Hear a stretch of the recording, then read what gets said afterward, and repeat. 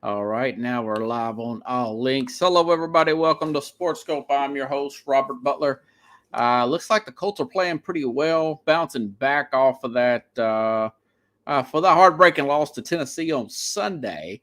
Not the most exciting game. You know, when you have a game like last week that was real intense, every single play, two teams with really good records, only one team undefeated, the other one only one loss, but Arizona and Green Bay, it's hard to get excited for a Colts and Jets, a 3-5 and 2-5 team that are playing tonight. So a little bit of sarcasm in the air quote excitement of this particular game. Got a pretty good show tonight. Of course, it's always a little shorter on Thursday. Quite frankly, sometimes I like to not do it on Thursday because of my crazy day at work, like it always is. Sometimes the traffic here in the Nashville, Tennessee area is a little bit more heavier on Thursdays, particularly from my carrier route, compared to what it is in other days of the week.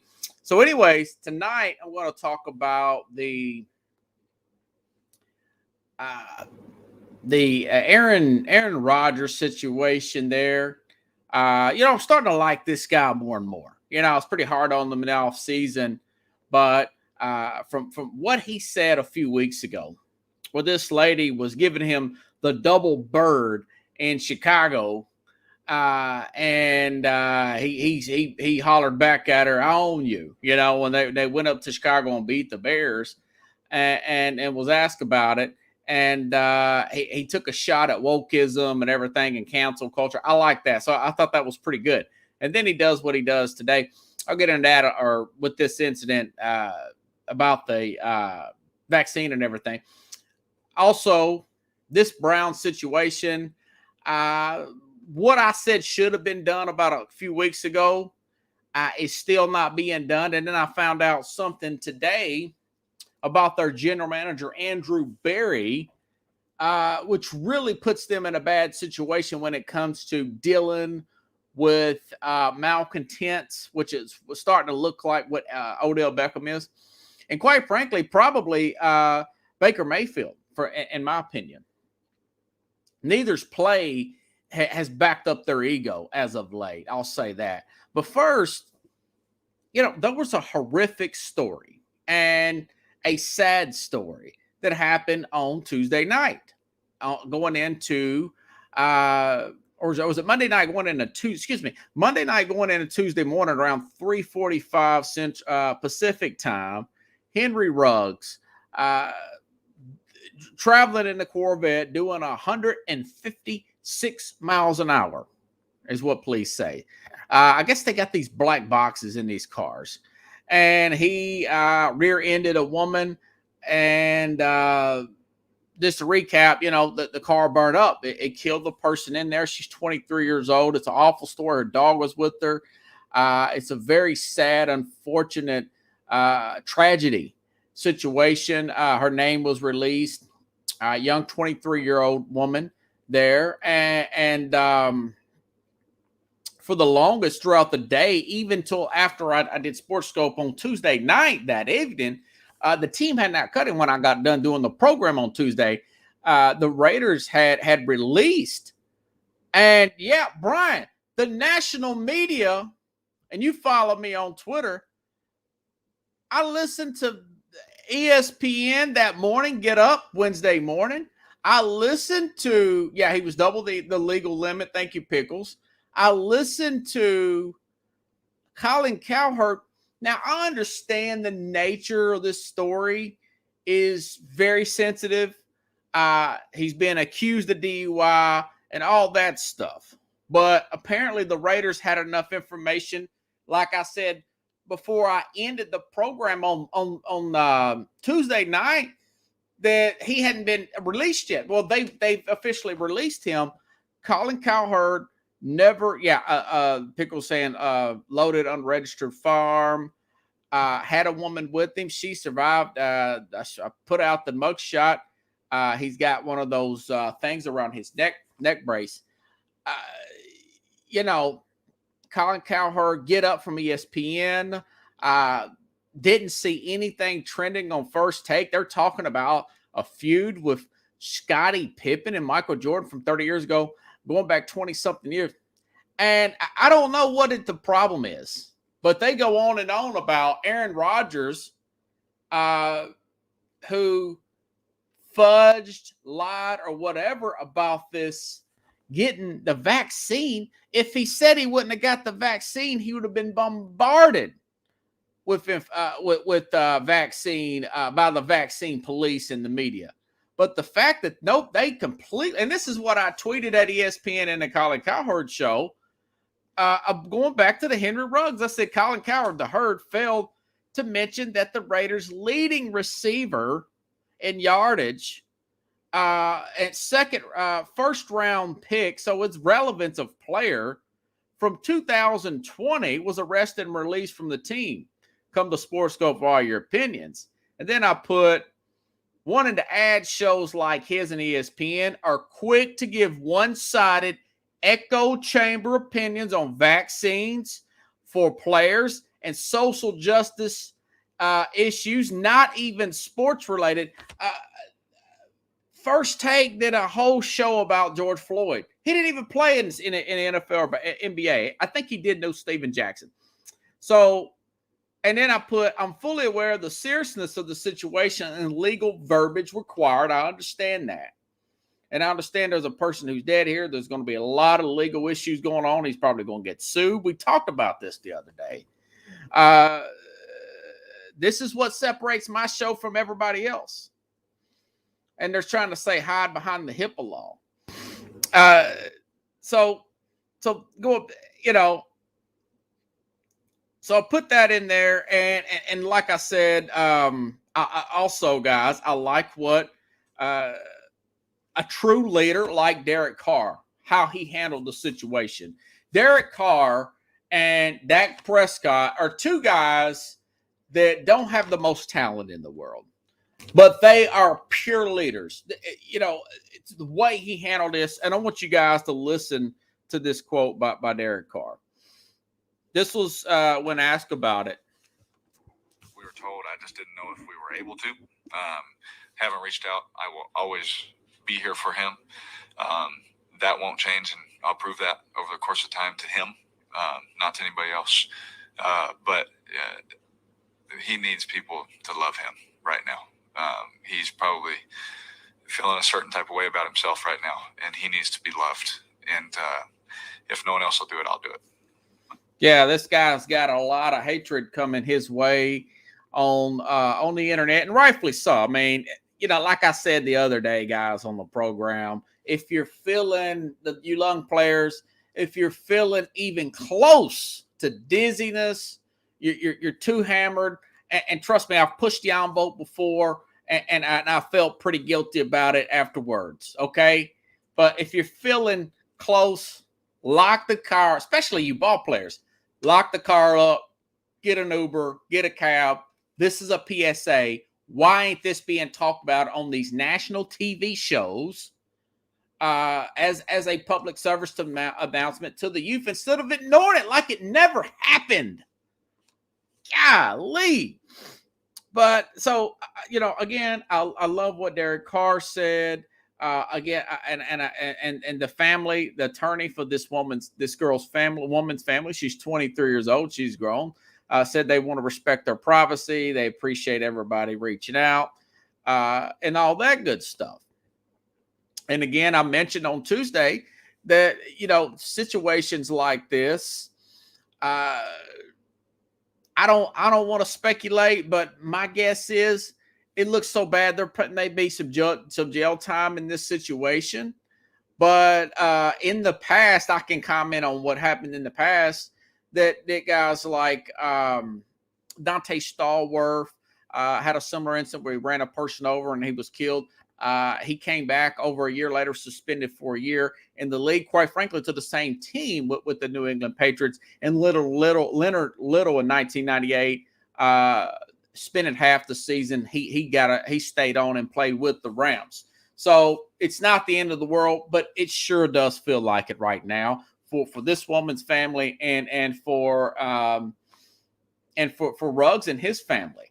But I will say this: shame on the national sports talk shows for not even commenting on this as if it never happened.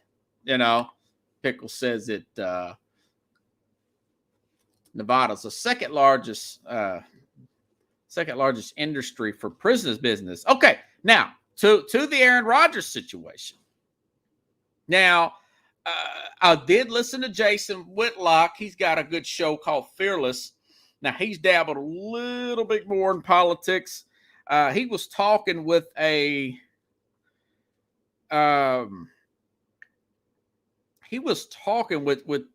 guy named, trying to get his name now.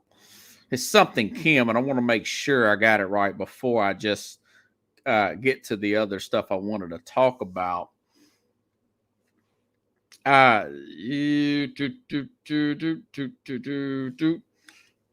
Sorry guys, I'm a little bit sideways here.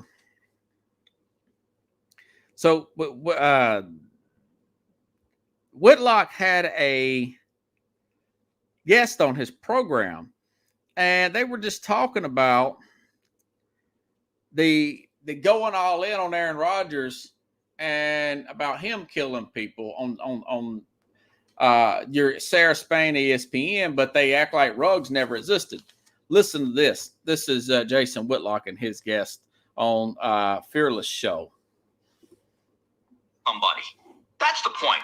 You can have any judgment you want. You can have any opinion you want on Aaron Rodgers. I just felt it was interesting. A lot of these NFL reporters now, Steve Kim, not saying much about Rodgers, former of ESPN who's a pretty writer, good player. It was making a difference for the Raiders. But right now, it's very easy to pile on Rodgers because he doesn't play their game. Yeah, and let's be honest here. Sarah Spain is woke and white, and she doesn't want to risk criticizing a black athlete for anything. Now, Whitlock is saying that it could be the whole race issue and the whole wokeism and all that stuff. That could be a little bit, I think it's the nature of this event. Like they're scared because of the nature. And I do think there's some of that wokeism going in there on this. But the fact that these guys like Colin Cowherd and who else was it? One of the guys, again, from the Get Up, they went so far in on Aaron Rodgers saying, you're selfish. And a lot of the former players are saying, yeah, I think it's getting off. It's so compared to, Kyrie Irving. That was the big conversation, Brian. Yeah, it was the Kyrie and Aaron Rodgers. Now, Aaron Rodgers just got engaged. Well, let me rewind. Let's go back to Aaron Rodgers. Okay, Rodgers tested positive for COVID. All right, we get that. Back in the summertime, a reporter asked Aaron Rodgers, are you vaccinated? Rodgers says, I'm immunized. I thought when I first heard that yesterday, when he said the word immunized, like I'm immune, I thought that Rodgers had already got COVID and got over it. Apparently, his doctors gave him something that makes him think, that he claims that it was the same as getting the vaccine, but technically not getting the vaccine. Or he could just been lying. Either way, I ain't mad at him if he did lie. Because we saw what happened to Cole Beasley. We see what happened to, like you said, with Kyrie Irving. Okay, again, Aaron Rodgers just got invaded. He just got engaged to a young woman. Aaron Rodgers does not have any kids like myself. And I'm holding out just a little bit of hope, even at 40, maybe just a few more years. I might want to have kids. Okay? Have anybody in the national media and on other NFL teams around the league thought that maybe the vaccine may cause you to be sterile? It's been talked about in private circles because there's no long-term test done again for the 80,000th time to prove that the vaccine does not have any long-term side effects. Okay? And of course, there's a good chance, like Tom Brady, like Lamar Jackson, two guys who have already got Cam Newton, all three have gotten the COVID virus. Okay? There's a study out of Israel that says you have a 27 times more higher immunity if you get natural immunity than the vaccine. That's even been brought up to Fauci. He's supposed to be the end all be all, and he agreed that maybe that should be looked into. Okay? But my thing is, of course he's going to lie about it. Why wouldn't he? And he is a little scared about it. And if you ask me, these players and all the players from Major League Baseball, LeBron, Brady, who are friends, Aaron Rodgers, all of these, Patrick Mahomes, Lamar Jackson, all these superstars, Mo and Mike Trout from baseball should have got together and says, this is what we'll agree to. This is what we will not agree to. Okay? If we have gotten the virus and beat it naturally, we're not going to take the vaccine. Okay? And we think that we should get tested and treated with 2 separate negative tests, just like it is if you get the vaccine and you get sick anyways. And nobody has a clue at what it does 5 years from now. Thank you, Pickles. Hold on, let's see. Just say you didn't get it. You're Aaron Rodgers. You don't care about threatening not to show up, but you didn't get the vaccine. Yeah, I mean, Rodgers I understand where he's coming from. And my thing is and I like the way that McClure handled it, and I like the way Aaron Jones handled it. They both says, we're not going around asking players if they got the vaccine. Aaron Jones said, well, HIPAA. What about HIPAA? So, you know what? It is arrogant and smug as Rodgers has been. I kind of respect the way he's going about this thing. I respect the way he handled the question on Pat McAfee's show about telling the woman off in the stands. He was just having a little fun. He said, I own you. I wouldn't have said that, I think that may be a little far with the players, and maybe Khalil Mack body slam Aaron Rodgers for that. But with the way he handled this and the way he handled that, you know what? Kudos. On the flip side, I want to see what Jordan Love looks like. The Green Bay Packers want to see what Jordan Love looks like. Okay? Devontae Adams will be back this week. Alan Lazard, a good chance he's going to be back as well. Kansas City's not a lock. They struggled against the Giants. I'm looking forward to that game. It's a 7 to 7.5 point. It's a 7 to 7.5 point spread. Yeah, Rodgers, Pickle says immunized. Rodgers is playing word games. You don't have to say, you just say you didn't get it, Aaron Rodgers. You don't care about threatening now to show up now. You didn't want to get the vaccine. Yeah. And I was just reading again what Brian said. So he probably should have been real about it since he's been gangster about everything else, But I understand, like I said, where he's coming from. He didn't want to get ridiculed because he's a higher public figure than a Cole Beasley. But I just felt like the players should get each other's back on this, and not they simply shouldn't agree to what they should have agreed to. But all this is going to play out in the wash, everybody. Switching gears here, I've got to go to this Browns thing.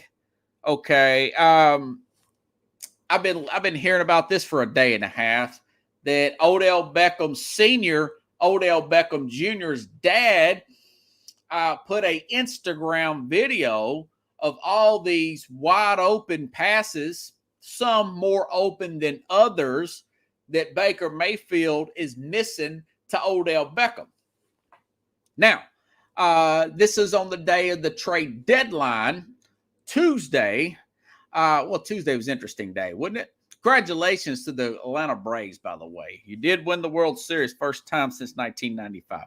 Anyways, so Odell Beckham Sr. puts this out on Tuesday. LeBron James is tweeting out, free Odell. The dad says this. First of all, Odell Beckham, don't ever. And you know what? My dad, a lot of people watch this program, and they know more than anything. Don't ever speak for me. Speak for yourself, Odell. Don't let your dad speak for you. Craig Jennings, don't let your sister speak for you. Remember that, guys, when she was this going to throwing Aaron Rodgers under the bus. This was years ago. But that being said, you look at the video, he had a point, okay? Odell Beckham has never really got a feel in Cleveland, did not want to go to Cleveland. This goes deeper than that, just Odell Beckham. This goes back to what I've been telling you guys for the last 2 weeks about Kevin Stefanski. He's a millennial, very passive, don't want to conflict. Now, Beckham is left the facility on excused absence or whatever. The trade deadline's passed. But then I find out that the Andrew Berry is the make sure I got this guy's name. Yeah, 34-year-old GM. I have to say about it, LeBron didn't focus on admitting Clay's shot. Injured. Yeah. He's 34 years old. You've got 39-year-old Kevin Stefanski. You got a 34-year-old GM. Both of them millennials. Both of them Ivy League guys. They did not want to take a loss here. It looks like they're both passive people. This is not good. This is not good. Okay? They need to come together. Or maybe Mr. Haslam, the owner, if it goes that far. I thought Podesta, I forgot the guy's last name, but basically he is he was from the Moneyball guy. He was the Jonah Hill character from Moneyball. He works for the Browns organ, big analytics guy. He was not the general manager. This young Andrew Berry whiz guy, 34 years old, he's the youngest in the league. So you got two passive guys here with these millennials not making these strong decisions and not confronting, not benching Baker Mayfield last week like I said they should. And they should have got rid of Baker Mayfield or Odell Beckham. So what do you do now? You're 4-4, and I think they're going to lose Sunday to Cincinnati. Well, here's what you do. Is there a precedent for sitting a guy and paying him just to go away for a year until the offseason? Yes. 2003, Keyshawn Johnson, the Bucks. He was a bad apple in the locker room. This is a year after they won the Super Bowl. They were 4-6, and he's mouthing off to John Gruden on the sideline, giving everybody a bunch of crap. They suspend him and pay. They pay him to go away, and then I think they end up getting rid of the guy the next year. That's what you do with Beckham. If you want to max, I wouldn't cut him. And then you give him what he wants without getting any return. Remember, these guys didn't bring in. The other general manager brought in Odell Beckham. The other general manager drafted Baker Mayfield. Okay? So these are not from this administration, now this staff. So you could pull off a John Gruden and Rich McKay from 2003, send him home, keep him away from the team the rest of the season. And remember, last year when he got hurt, Baker Mayfield's numbers were better. because he's that diva. We talked about this with Jim Jeffcoat. We talked about this on. I talked about this with Jim Jeffcoat, former Dallas Cowboy, on the Mac and Jack show on Sunday. He said all receivers, to a certain extent, that I've worked with are divas. And I know a lot of people are stating now that it's a passing league and receivers are more important. Devontae Adams didn't play Sunday or last Thursday. Green Bay won that game. The last 6 games he hasn't played with, they've won. They're 7-0 without Devontae Adams. Odell Beckham, Baker Mayfield's numbers got better. Here's one for you.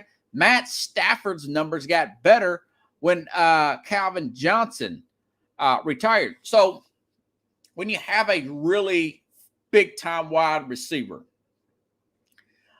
or not even have to be a diva, Calvin Johnson wasn't a diva, you feel obligated in this fantasy football world and this world we live in now to throw them the football, whether they're open or not.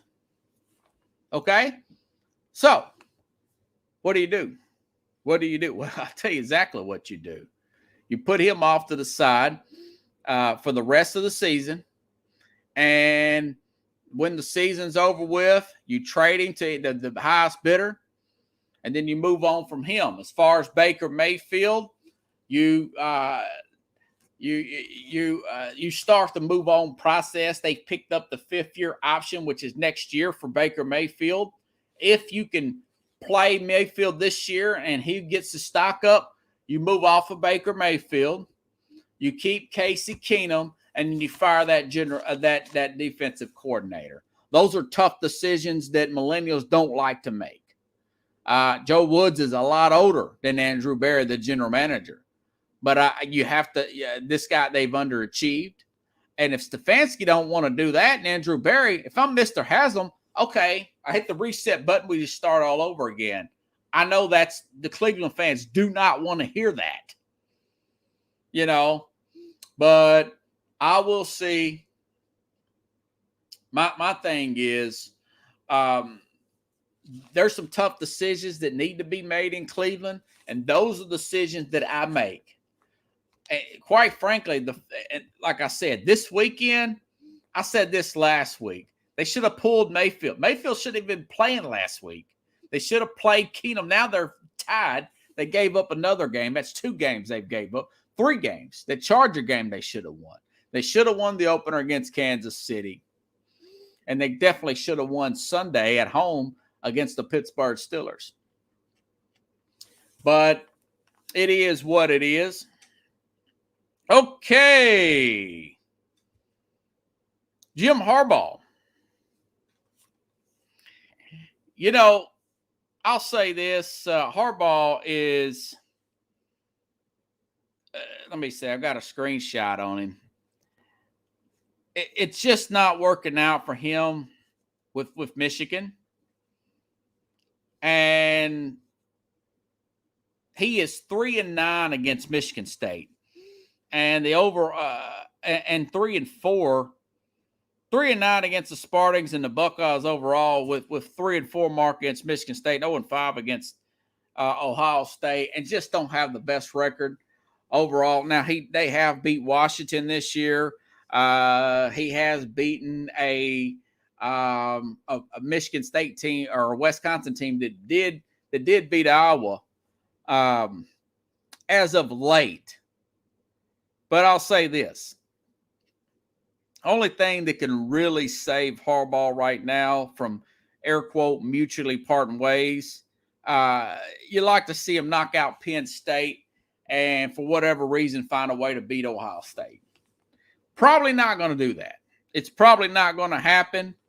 They're probably going to do this, agree to part ways. He's had a pay cut. They've restructured his contract. That's what I see. What do you see for the future? Well, used to play for the Bears, I want to say, right? Play for the Bears. The Raiders, we just talked about the Raiders. He would love to work with a guy like Derek Carr. I think Jim Harbaugh would do well with Derek Carr. I think he'll go back to the NFL. But it just seems, hold on, folks. Let me restart this podcast here. All right, now I'm back. So I would love to see him possibly work with the Derek Carr. I was hoping this would work out at Michigan. They would beat Ohio State eventually. But it just doesn't seem like that's going to be the case. I know they're undefeated up to playing Michigan State. And as far as Mel Tucker, again, he's still the favorite from last I checked to get that LSU job. He's done a good job at Colorado in 2 years. He's got Michigan into a top 5 ranking with the transfers. So, a very impressive start here for him as a head coach, Mel Tucker. But like I said, the Raider job or the Bears, former Bear, I think Harbaugh will be a good fit there. Quite frankly, guys, I'm hearing that, and Dan Mullen, by the way, I got a quote on Dan Mullen. A friend of Dan, Rick Neuheisel, said Dan Mullen would listen. Rick Neuheisel on XM. This is from Brett Murphy. Dan Mullen, I know Dan, and I like him, Neuheisel says. Like him, respect him. If he gets an NFL chance, I think he'll take it. Dan Mullen's probably going to be living in Florida. Again, with the recruiting. You've got the NIL stuff. You got the transfer rule without any player having to take a year off now. You're constantly recruiting. They've opened up the windows where you can recruit longer. The coaches it used to be just 8 to 10 years ago, guys. It used to be an easier job than the NFL. Now the NFL, with the benefits and the better pay, even for assistant coaches, you got defensive line coaches making $300,000 and $400,000 a year. The NFL is a better job because you're constantly recruiting, you're babysitting 18 to 21-year-olds. They're constantly leaving if they're not getting enough playing time, especially with your quarterbacks. It's turned into a total nightmare. You need a massive staff like a Nick Saban to deal with all this crap. You really got to have a heart for college football in all that goes with it, dealing with those boosters and all that hoopla with the the beating with the fans and the boosters and all that. And NFL it is, you all thing you're worried about is football 24/7. You're dealing with the general manager to get new players, and you may have a possibly nosy owner that wants to know every little detail. But other than that, the NFL it's just all football. It's all business. It's more like a work-like environment. The college coaching is turned into a year-round job, and Dan Mullen just don't want to fool with it. And maybe that's the issue with Jim Harbaugh. I mean, I'm just really surprised it just has not worked out for him there. Now, if he can knock out Ohio State, maybe so. I don't think that's going to happen though. Ohio State seems to be getting they seem to be getting healthy at the right time. So we'll see how that plays out, guys. I just didn't have that many stories to talk about note-wise. But if anything like that happens, going back to Henry Ruggs, I'm going to jump on it because that's how I separate myself from a lot of the national, the media people. They just don't want to talk about certain stories for whatever reason, and that one still blows my mind. So if you guys like the show, share the show. Again, 7:30 a.m. Central Time on the Northeast Streaming Sports. You can see it off. I share those shows too on Twitter. I don't do it as much, but I need to with Mac and Jack there at 7:30 a.m. Central Time. I'm on there for about 30 minutes talking about this week in sports there. Mac usually sends me some questions. You can see their Facebook page or you can see their YouTube. It's live there. Jim Jeffcoat, former Dallas Cowboy, 2-time Super Bowl champ, is usually on there. We'll be going over some kind of crazy questions of football world, everything. So if you want to contribute to the program, go to the ZELLE app, and that and my email is the word sports, the word SKOPE with 2 S's at gmail.com. That's how you want to contribute to the program. So enjoy the second half. I know it's not the most interesting game in the world, and I will see you otherwise around 9 p.m. Central Time Tuesday here on Sports Scope. Thank you, Paul.